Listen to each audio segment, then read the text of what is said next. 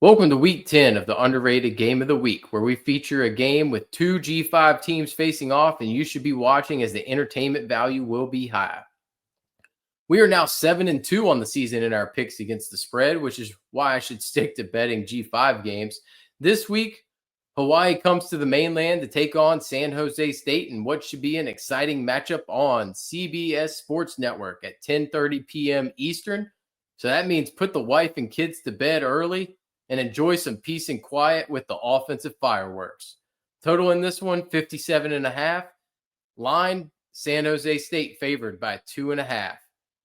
Why should you watch this game? While we have two drastically different records, with Hawaii sitting at 6-2 and San Jose State at a paltry 2-5, these are two very similar teams with explosive offenses that can light up an absolute scoreboard.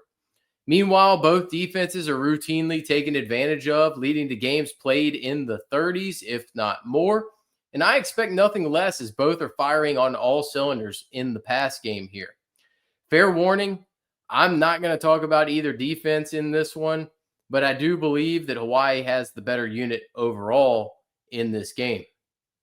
On the Hawaii side, Micah Alejado, he burst onto the scene last year with an insane performance down the stretch, which immediately caught my eye as I just happened to pivot to him in DFS, which led to a nice boost in my wallet and forever fandom of the little Hawaiian man who is dominating throwing the football. This season, it started off well against Stanford until an ankle injury slowed him over the second half of that contest and ultimately the first month of the season. Once he regained his health, though, Alejado has went on a tear with lines of 457 yards and 3 touchdowns, 413 yards and 3 touchdowns, and then 301 yards and 3 touchdowns in his last 3 games. And I do expect similar results this week with north of 300 yards and 2 or more passing touchdowns. The run game here is seldom used, but Landon Sims does fit this system well as a quality pass catcher, and he does give enough balance on the ground that you do need to respect the run game. Alejado has not been using his legs near as much as we probably expected, but he is a capable runner as well to complement Sims. In reality, though, the stars of the show here are the wide receivers, and it is a deep crop with plenty of talent. Now, given the terrible injury luck that the unit has had this season, they've needed to utilize all of that depth throughout the season, as it seems they have yet to have had the top 4 on the field healthy at one time. Pofele Ashlock is back to being entrenched as the top option, leading the team in every receiving category like he did 2 years ago. And then Nick Sinakal, he's missed much of the year with injuries, but he does seem to have started to hit his stride here over the last few weeks. And Brandon White is the 4th option. He suffered a tough landing on his head 2 weeks ago. I'm hoping that he is finally back this week and fully a go. And then the star over the last, we'll say 3 weeks, but he got banged up in that first week against his former team in Stanford, was transfer Jackson Harris.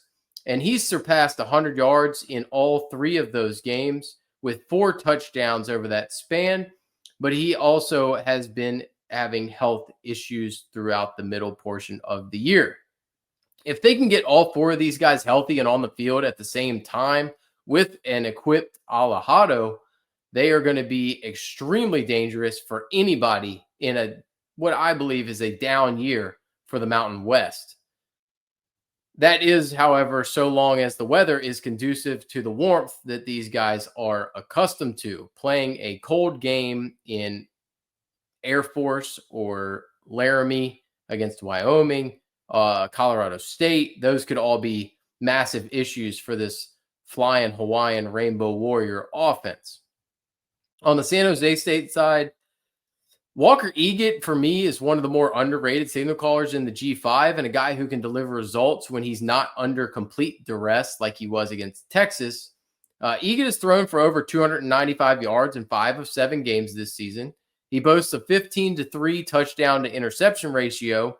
And given the state of the defense and makeup of this offense, he is tasked with distributing the ball at an extremely high rate and more than capable of pushing the ball down the field by comparison to the Hawaii offense, which is more kind of those short area targets, Eget will chuck it, and he will chuck it deep down the field, picking up chunks.